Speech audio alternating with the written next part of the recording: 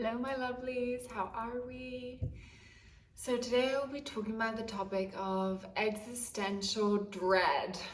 Woo! How lovely. And because of this dark grey topic, I decided to wear a light pink outfit and a cowboy hat to try and lighten the mood a little bit. But we will be going deep into the topic of existential dread. It's something that I've dealt with the past 3 years, but to a lesser and lesser degree, and I almost don't feel it at all anymore. So I wanted to talk about what it is, things that helped me especially get over it, and just have a little conversation about it because it's not something that many people talk about. I don't know if that's because many people don't experience it, or if it's because they do experience it and they just keep it to themselves. Firstly, what is existential dread? For me, it's a feeling of meaninglessness in life, a feeling of existential boredom, which I feel like my therapist always tells me that boredom underlies another emotion, which is usually sadness. Just honestly, for me, it's hard to describe the feeling, but it's this kind of wanting for time to pass quickly, for the day to pass quickly, which is extremely depressing because that points to just this not wanting to really live your life. So yeah, I think it is underlined by somewhat usually sadness, but it can also be underlined by anxiety, existential fear, existential anger, that this is the state of my life. It can lead to suicidal thoughts. It can be also a byproduct of depression. For me, my existential dread actually started after I had gone on antidepressants and my depression was, dealt with. I started feeling this intense feeling of existential dread, not wanting, not really wanting to kill myself, but just not wanting the day to be. So I had a period of lying in bed, sleeping as long as possible. So I would often sleep till 1 p.m. And then I would just want the day to go, as fast as possible. And then at night I would sleep again, try and sleep as long as possible.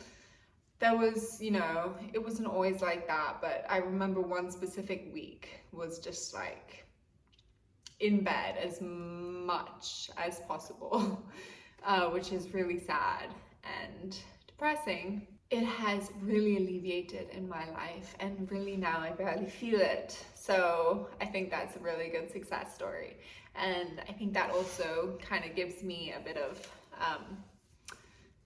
not authority, but some kind of authority to talk about it and to give you some tips. I would classify it as a feeling, but I think it's also important to be conscious of the thoughts that usually come up with the feeling. And I don't know if you've ever been conscious of your thoughts before. It's a game changer, but especially when you're having negative emotions, to be conscious of the thoughts that come up coupled with those emotions. I think thoughts and emotions are very heavily interlinked.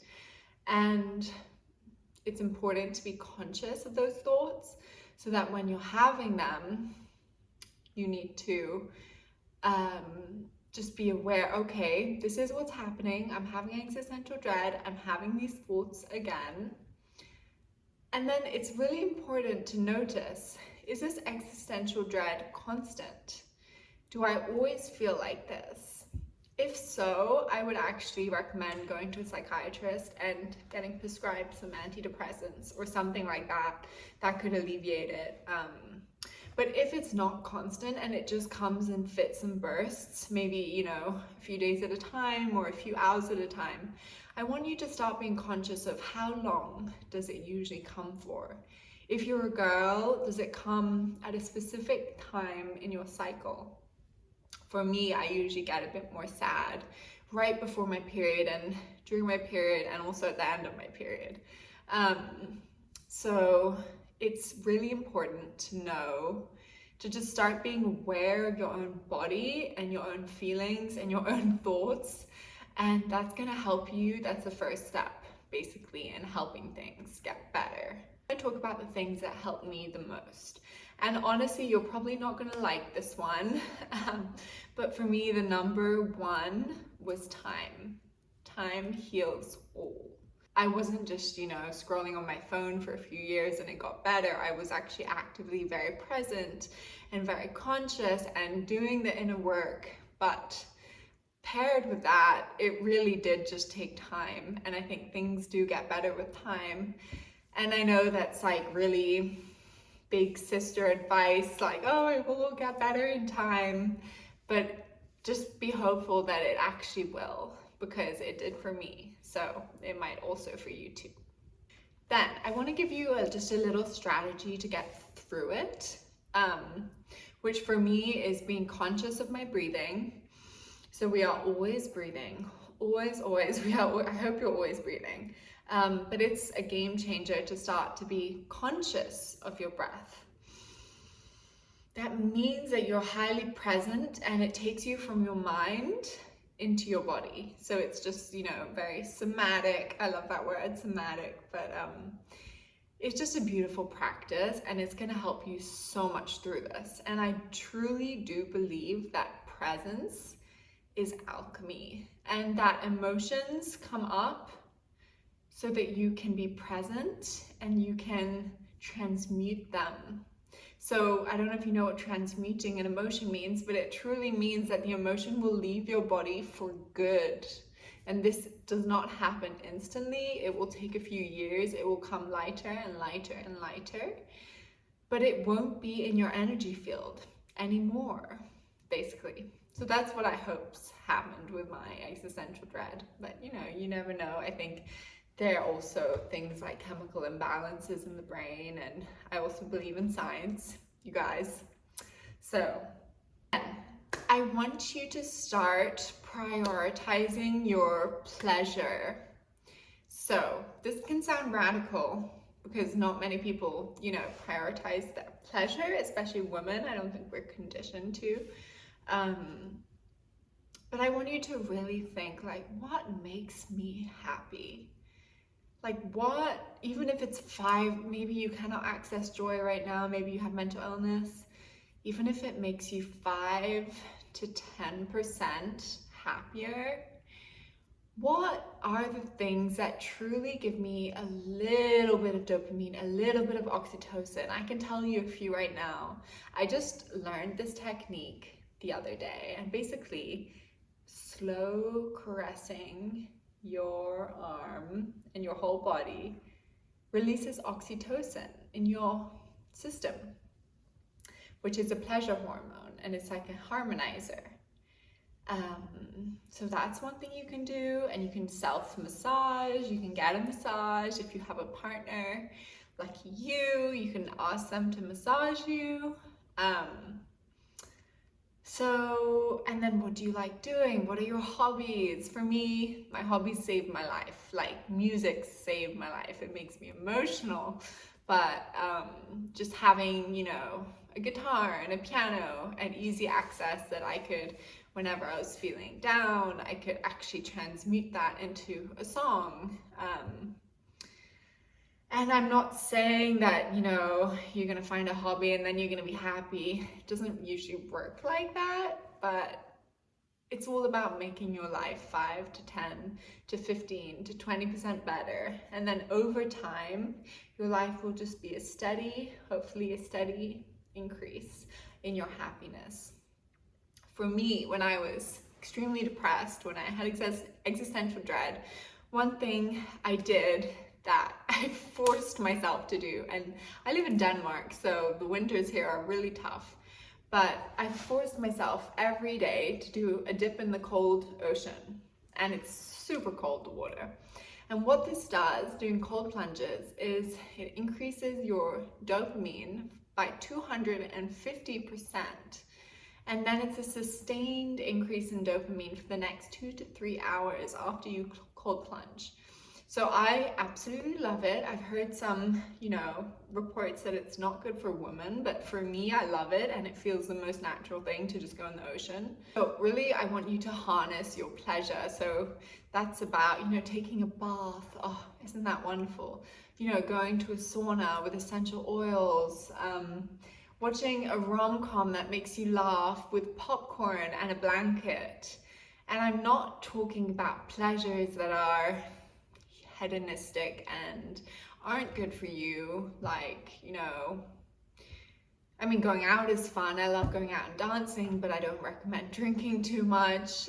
That will probably make your anxiety worse the next day, or your existential dread worse the next day. So you have to be conscious about what pleasures are actually healthy, and is this cheap dopamine versus healthy dopamine? Is it usually cheap dopamine's more of a quick scroll, instant gratification, and then there's a healthier dopamine, which is just working for it a little bit. I did a course yesterday for a few hours, and by the end of it, I was feeling a little happy because I got that slow release of dopamine from it. I want you to also talk to people around you and to not feel isolated in your existential dread.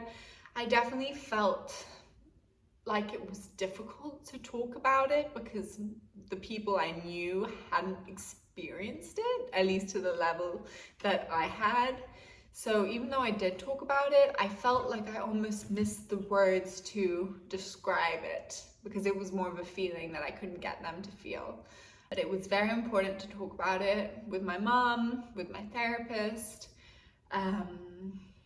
And also I do want to just state the fact that if you are so suicidal and you're really down bad, please just check yourself into a hospital. Like, that's always an option. I was in a hospital, mental hospital, for a few months of my life, and it was honestly like really quite okay. The beginning was terrifying because I was unmedicated, but then became really a very caring, healthy, protective, safe space. And I would recommend, if you're suicidal, just check yourself in, do that, and they will take care of you.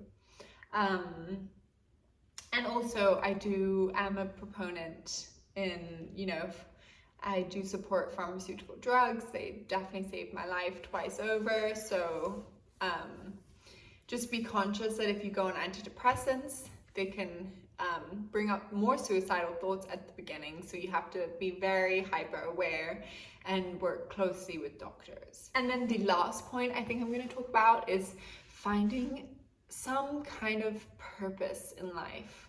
Something that adds meaning to your life, because a big part of existential dread is this feeling of meaninglessness of life. So for me, honestly, making these YouTube videos helps me, even though, we don't get, at the moment, we're not getting so many views, it's okay. But I do feel like it's just a channel where I can be my authentic self and express myself, try and help someone. For me, I feel like my whole purpose in life is to help other people quieten their minds and to help people live better lives, basically. More present lives, more conscious lives, be more kind to themselves, be more connected to themselves, maybe find a connection to God. So yeah, I would say finding a purpose in life is a beautiful thing. And